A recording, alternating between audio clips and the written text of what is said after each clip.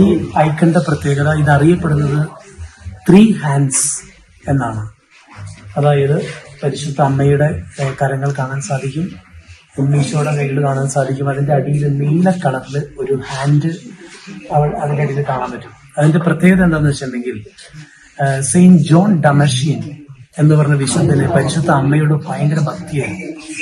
പക്ഷെ അദ്ദേഹം ജീവിച്ചിരുന്ന കാലഘട്ടത്തിൽ ഈ ഭക്തിയെ കുറിച്ച് അറിഞ്ഞ ലിയോ 13 അതോടൊപ്പം തന്നെ അന്നത്തെ കാലഘട്ടത്തിൽ ഉണ്ടായിരുന്ന കാലിഫൈറ്റ്, മുസ്ലിം കാലിഫൈറ്റ് ജോൺ ഡമഷ്യനോട് കൈ വെട്ടിക്കളയാൻ ആവശ്യപ്പെട്ടു. അങ്ങനെ അദ്ദേഹത്തിന്റെ കൈ വെട്ടിക്കളഞ്ഞു.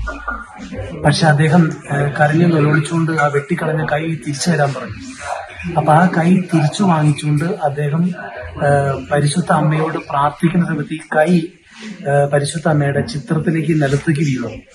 അപ്പൊ അദ്ദേഹം ആ അമ്മയോട് കരഞ്ഞു നിലവിളിച്ച് ആ കൈ അവിടെ വെച്ചിട്ട് അത് കൂടിച്ചേരണമേ എന്ന് പറഞ്ഞ് നിലവിളിച്ച് പ്രാർത്ഥിച്ചുകൊണ്ടിരിക്കുന്ന സമയത്ത് അദ്ദേഹം പെട്ടെന്നൊരു അബോധാവസ്ഥയിലേക്ക് അൺകോൺഷ്യസ് ആയിട്ട് പോയി.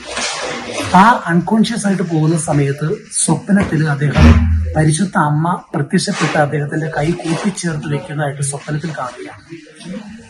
ആ സ്വപ്നത്തിൽ നിന്ന് ഉണരുമ്പോൾ ആ കൈ അത്ഭുതകരമായിട്ട് കൂടിച്ചേർന്നിരിക്കുകയാണ്.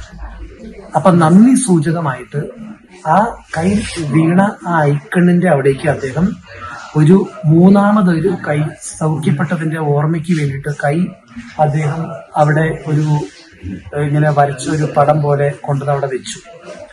ആ ഐക്കണാണ് വളരെ അത്ഭുതകരമായി പിന്നീട് 3 ഐക്കൺസ് എന്നറിയപ്പെടുന്ന വിശ്വവിഖ്യാതമായ ഒരു പരിശുദ്ധ അമ്മയുടെ അത്ഭുതം ഓർമ്മപ്പെടുത്തുന്ന ഒരു ഐക്കണായിട്ട് മാറിയത്.